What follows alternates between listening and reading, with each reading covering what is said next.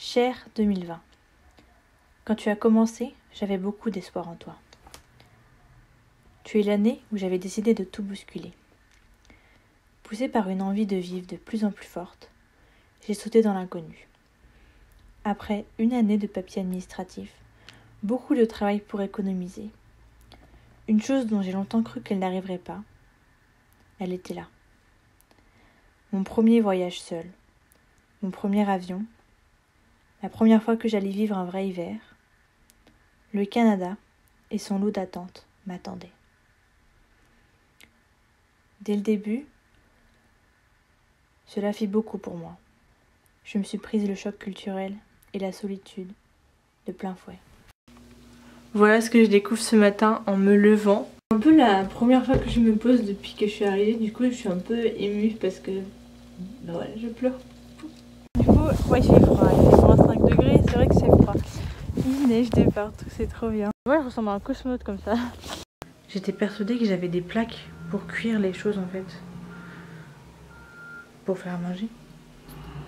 Et en fait non, j'ai qu'un micro-ondes.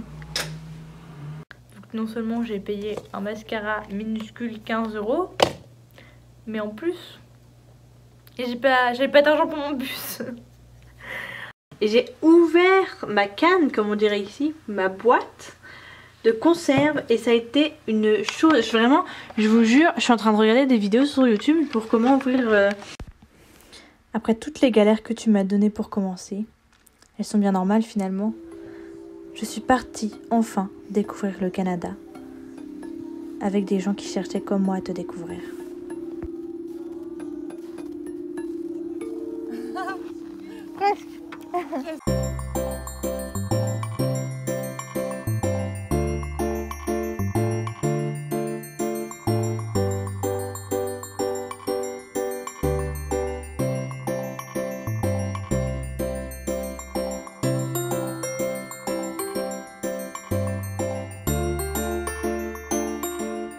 Je me suis enfin trouvé des plaques.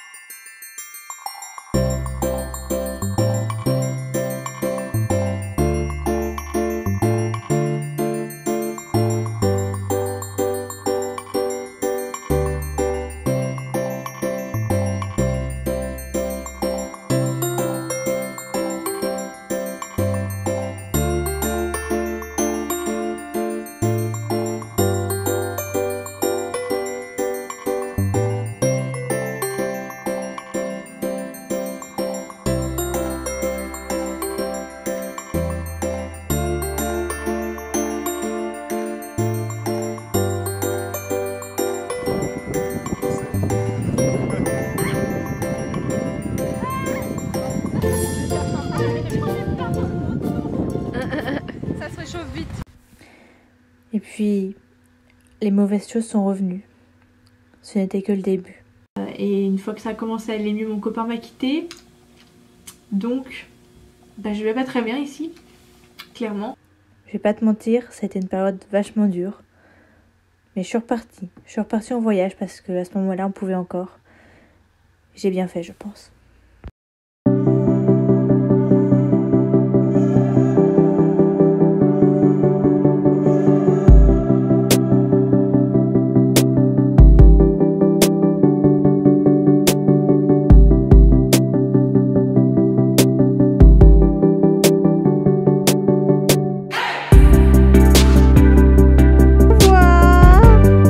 Adieu.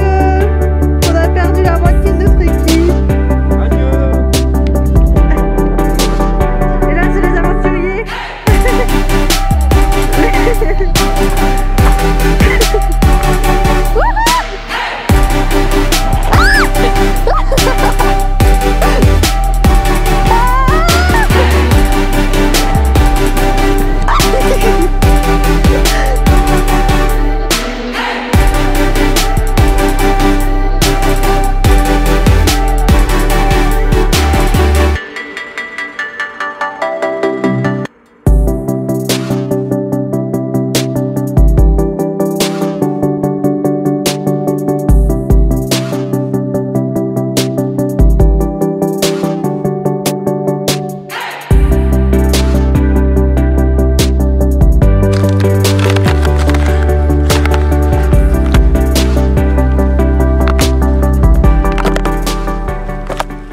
encore toi, 2020.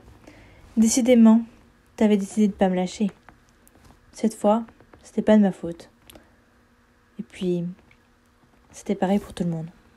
Demain midi, les frontières à l'entrée de l'Union européenne et de l'espace Schengen seront fermées.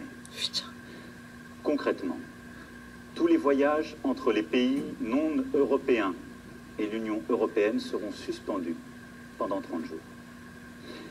Les Françaises et les Français qui sont actuellement à l'étranger et souhaitent rentrer pourront bien entendu rejoindre leur pays. Oh putain, j'ai eu trop peur. Prendre cette décision. Oh putain. Ce que je veux dire à tous nos compatriotes. J'ai eu trop peur. J'ai été rapatriée du Canada. Et puis voilà, on était confinés et j'étais de retour chez mes parents. Quand je reviens de ces images, je me dis qu'il était quand même vachement apaisant ce premier confinement.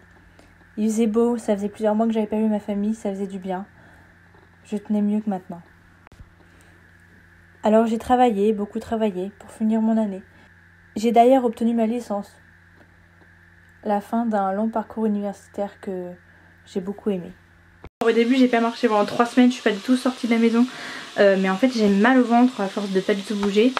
Et aux jambes, enfin j'ai plus de souffle, j'ai plus ma capacité de bouger quoi. Du coup maintenant on sort, surtout qu'on croise vraiment personne, enfin j'habite vraiment dans un trou paumé. Et ça me fait du bien. J'ai beaucoup réfléchi aussi. Oppressant en fait comme situation. On est passé du tout au rien, mais on va pas passer du rien au tout. Et franchement je me demande comment va se passer la suite. Et franchement je relativise énormément sur mon voyage qui s'est écourté. Je viens d'arriver aux courses. Oh, ça fait tellement du bien d'être seule dans sa voiture, de chanter, d'être tout seul et tout. Vraiment, depuis le 18 mars, le jour où je suis rentrée du Canada, je n'ai pas... je suis pas du tout sortie de mon village. Parce que c'est mes parents qui faisaient les courses. Et là, j'avais pas conduit depuis décembre ou janvier. Alors très sincèrement, j'ai pas beaucoup d'images de mon été. Parce qu'au début, j'étais très sceptique au déconfinement et puis je ne suis pas sortie. Et puis je suis sortie, j'ai profité avec mes amis. Et ensuite, j'ai trouvé un travail. J'ai été virée de ce travail. Bon, finalement, j'avais pas commencé. Et j'en ai trouvé de nouveaux, qui étaient beaucoup mieux. J'ai été 2 mois au pair. Et puis, j'ai retrouvé l'animation et le centre aéré. Et ça m'a fait vraiment du bien. J'ai acheté la Switch après tout le monde. Je l'avais commandée pendant le confinement et je l'ai reçue à la fin. Donc j'ai profité d'Animal Crossing, un peu après tout le monde. Je retourne vivre à Nantes. Je déménage dans un 9 mètres carrés, génial. Du coup je pense que c'est un des plus vieux mais c'est aussi un des plus grands. Du coup c'est pour ça que j'étais prise dans celui-là. Malheureusement je n'avais pas demandé celui-là. La cuisine c'est une horreur. Franchement j'ai fait 2 CTU à Nantes et j'ai jamais eu trop de soucis. Des fois elle est sale parce que les gens prennent pas soin mais c'était pas un problème. Il n'y avait pas de trucs cassés ou quoi. Enfin c'était fonctionnel. Mais là c'est un désastre. Aujourd'hui c'est ma rentrée en master professeur des écoles. Donc master MEF premier degré de son vrai nom. Une classe de moyenne grande section, c'était super cool. Comme vous le voyez, à la rentrée, mon moral était bien là. Je suis entrée en master MEF premier degré. Le choix était difficile cet été, j'ai beaucoup hésité. Entre ça et les métiers de la culture. Mais je crois que je regrette pas. Je me suis découvert une véritable passion pour les albums jeunesse. J'ai vraiment trop hâte d'en lire à mes élèves. Et puis j'ai commencé mes premiers stages. Et j'ai vraiment kiffé faire ça. Je pense que c'est vraiment fait pour moi. Et je suis vraiment contente d'avoir pris cette décision. On est de nouveau confinés et j'avoue que j'ai un gros manque de motivation. Bon, confinement numéro 2. J'ai arrêté mon job. J'ai arrêté l'université, enfin presque. J'ai continué en visio. Je suis rentrée chez mes parents et j'ai essayé de faire comme avant. Heureusement que j'aime beaucoup mes études. Du coup, j'ai lu. J'ai recommencé à lire Harry Potter que j'ai commencé au premier confinement. Et puis, j'ai fait en sorte de passer le temps. Mais je me sens pas forcément mieux, je me sens pas forcément pire. On s'y attendait. Ça me fout un coup au moral. Enfin, les gens vivent en fait. Tout le monde vit, tout le monde sort un peu.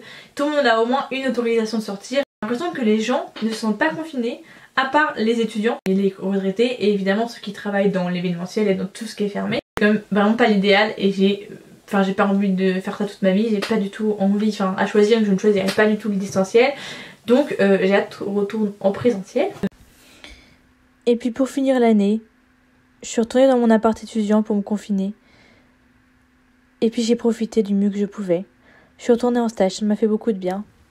Et j'ai investi pour les cours en distance parce que on n'est pas sorti de l'auberge, les amis. Là, je suis, joie.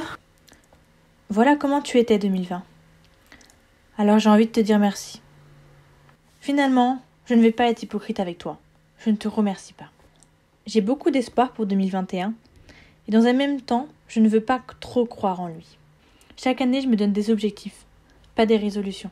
Ce sont des choses que j'aurais envie de faire et qui sont quand même normalement atteignables. Mon premier objectif, c'est d'être heureuse. Ça peut sembler bateau ou ça peut sembler inatteignable parce que ce n'est pas quelque chose de précis. Mais je n'ai pas été heureuse cette année. Alors j'espère l'être cette fois-ci. Mon deuxième objectif, c'est d'obtenir le CRPE, mon concours pour devenir professeur des écoles. Je suis dans mon master pour ça après tout. Et c'est un peu lié, c'est d'acquérir plus d'indépendance. J'ai envie d'être indépendante. J'ai envie d'avoir ma voiture et j'en aurai besoin. J'en ai déjà besoin pour les stages. J'ai envie d'avoir un vrai appartement et de partir du Crous. Mon dernier objectif, il est très lié au premier, c'est de profiter de la vie. Et j'espère qu'on pourra le faire. J'attends qu'une chose, c'est que tout rouvre et qu'on puisse vivre comme avant. Alors je vous souhaite une bonne année 2021 à tous et toutes. J'espère que cette vidéo vous a plu. N'hésitez pas à me laisser un petit commentaire avec vous, vos objectifs de l'année et un petit bilan de ce que vous avez fait. N'hésitez pas à me laisser un petit like si vous avez aimé et à vous abonner si ce n'est pas encore le cas. Et puis on se dit à la prochaine!